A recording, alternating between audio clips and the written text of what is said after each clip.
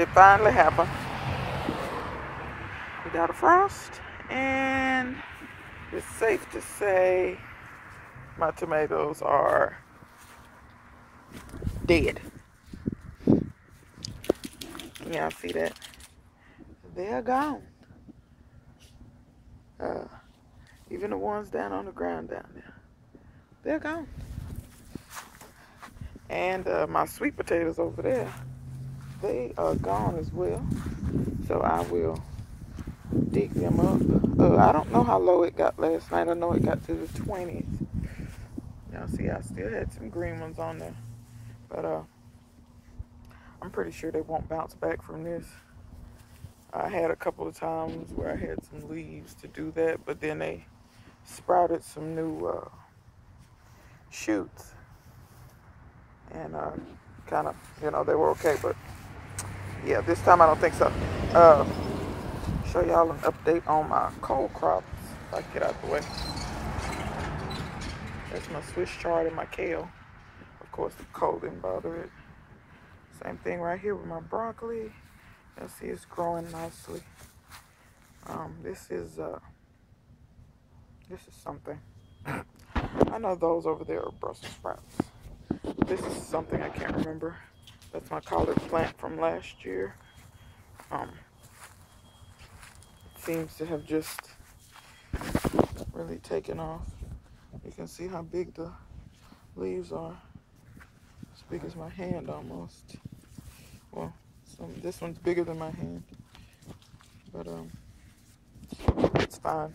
I've got a couple of other cold crops right in there. If I'm not mistaken, those are Georgia collards in there. Man, I wish it hadn't have frosted. I wanted those to get ripe.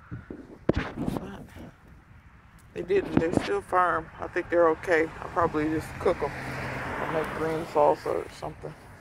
But the main thing I wanted to do in this video, well, let me say this right quick. My tomatoes dying isn't a bad thing. Now I can pull them because I didn't have to kill them.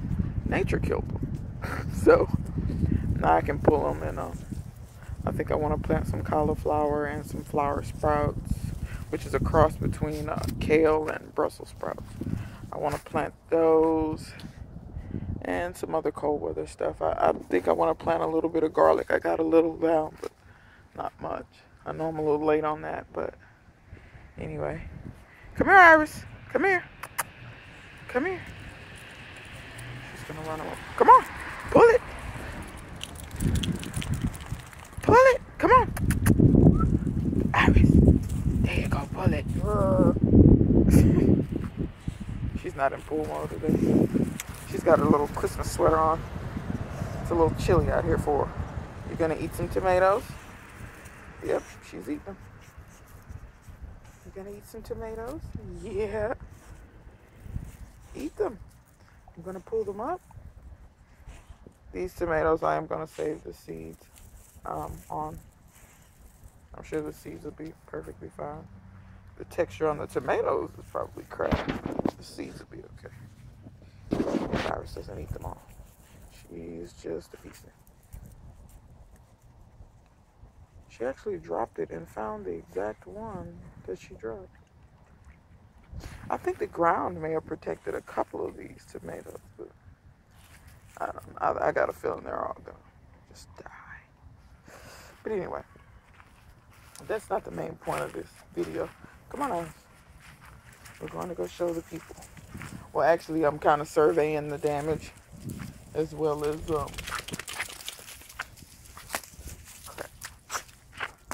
I'm surveying the damage as well as kind of looking at what all is going on. Those are some chives. It's not gonna bother those. Strawberries. They've still been doing good. I've been getting little strawberries here and there. Let's see if you guys can see this. Can you see that? It's kind of green, but the seeds are red. That's that one. It's still green. It's not ready, but it'll be white with the red seeds. This one will probably be an all white one. But they've been getting a little bigger, not a lot bigger, but it's all good. I better come out here and get these. I think these are Jimmy Nardellos. I'm pretty sure. The plant is like Jimmy Nardello. I'm pretty sure those are probably done. I might leave the peppers and see what they do. Maybe they'll bounce back. But we'll see. The lavender didn't blink an eye. It's fine. Iris, it's dragging the lavender. Come on, Iris. Now, I came over here to show you what I really wanted to show you. What's funny is catnip must not mind the cold. Because the catnip, no problem at all. I didn't cover any of this stuff this year.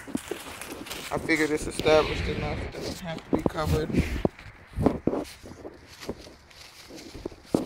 So I can cover it.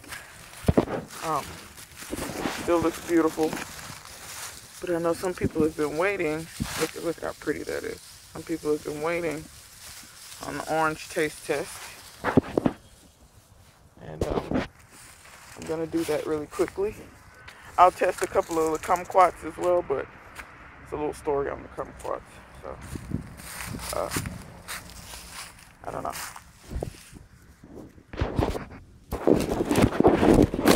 Let's see. Let me peel this and I'll be right back.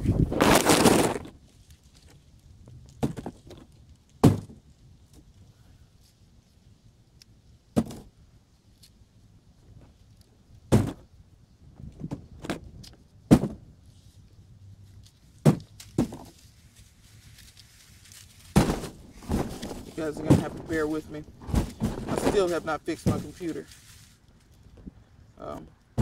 So, editing video is not possible right now, but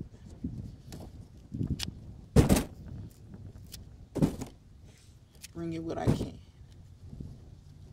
Raw, unadulterated footage.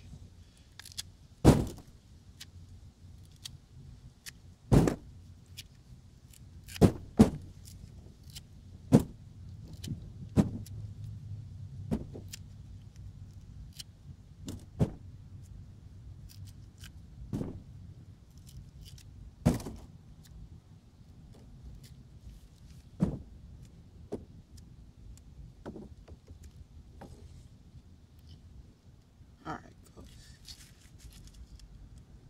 Make sure you don't run off. Bing! So that's it peeled. And I mean, they're absolutely, when you peel them, they're so fragrant.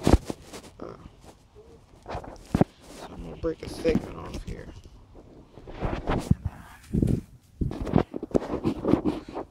Whew. Am I lit up enough from the sun? Yum. I thought the frost was gonna ruin them, but no. They're fine. They taste great. I've had them before, and I knew they tasted great. They taste way better than the ones at the store. They're sweet but still tart. The texture is perfect. They're juicy.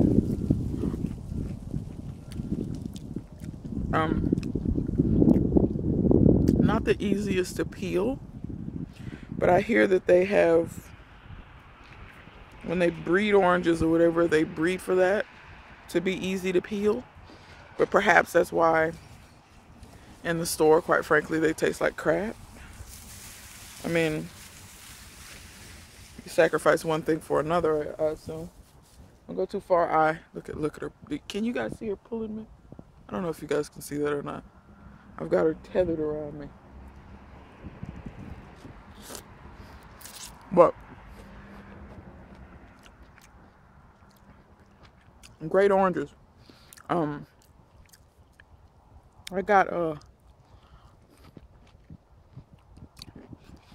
8 of them this year,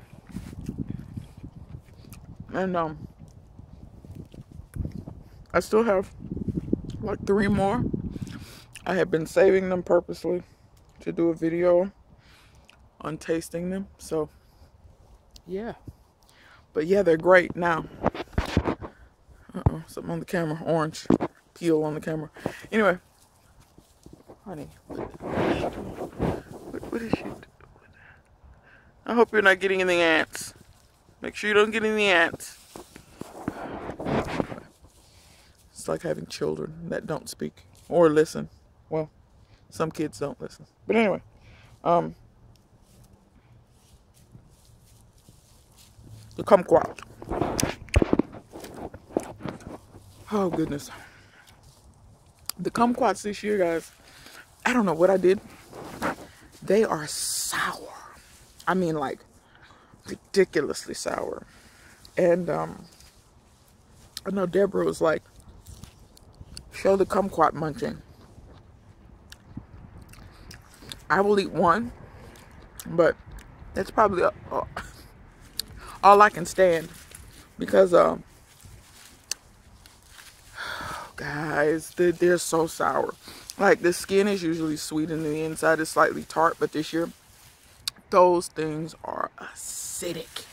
I mean, like, and maybe I've been spoiled with these, but no, they're a lot more sour. So I think this year, what I'm gonna do is make marmalade out of them. I don't know. I think you're supposed to make marmalade out of oranges. Somebody tell me if it makes a difference or not, but I think I'm gonna make marmalade out of them. I've never made marmalade, but I like marmalade. So, so I think that's what they're gonna be turned into, because I don't want to waste them. So, yeah, I think that'll be a good use for it. So, yeah, if you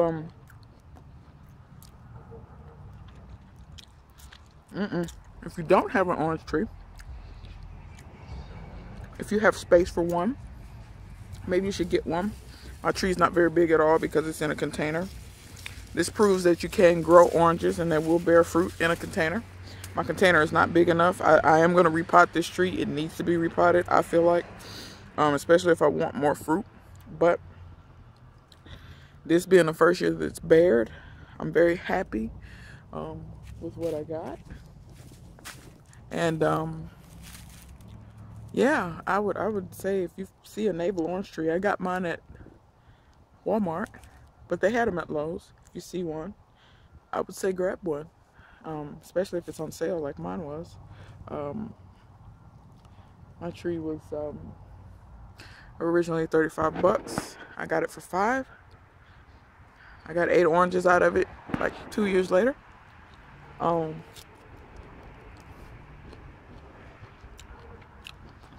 survived the frost down to the 20s. I don't know how much lower the temps could have went before it would have killed it, but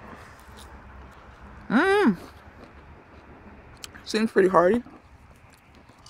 If you protect it with some plastic or something, you know, if your area gets snow, it'll probably survive. It probably doesn't really need a heated greenhouse unless it's stayed down in the cold. It's supposed to get back up to the 60s for the highs here shortly in a few days. So, yeah.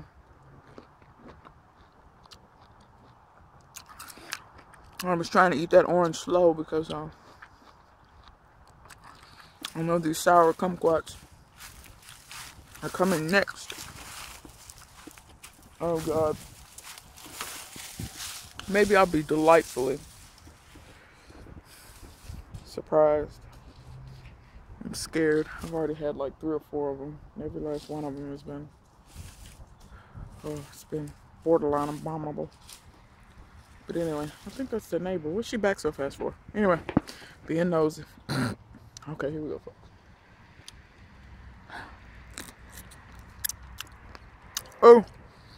Oh, see. Oh, but it's, it's so sour. Oh my God. Seed. That's one thing about kumquats. They're kind of seedy. Oh my God. Deborah, this is for you. Ooh, that's painful. Oh, oh. Y'all see all them seeds? There's like 6 seeds in one shot. Ooh, the skin is divine. It is so sweet. But the flesh, I mean, well, not even the flesh really. It's the juice. Once you, kumquats don't have that much juice because they're so small. Ooh, I'm gonna have to do this again. Just so I can, oh. But the juice. Hey, Iris, be quiet. You know her. That's the neighbor. We talked about this before, remember? You have to remember the people, okay? The neighbor's giving her treats before, and she barking at the neighbor because she hear the neighbor talk. Anyway, try this again. Ooh. Ooh. Oh, God. Have you ever had something so sour? It shakes you to your core. It's just like, oh. Ooh. And I promise y'all, it's just the initial bite that has the juice. Then once you swallow the juice, the flesh is even a little sweet. The flesh is even a little sweet. And